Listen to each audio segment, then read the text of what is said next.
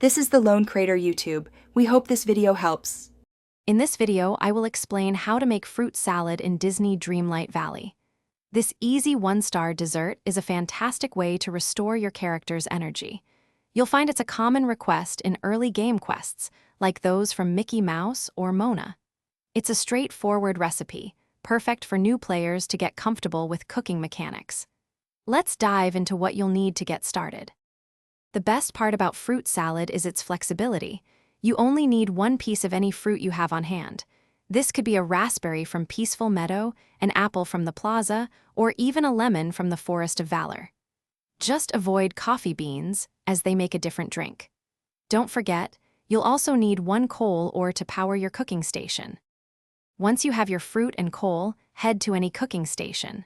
Interact with the stove, then simply drag your chosen fruit into the cooking pot. Next, add one coal ore to the pot to ignite the stove.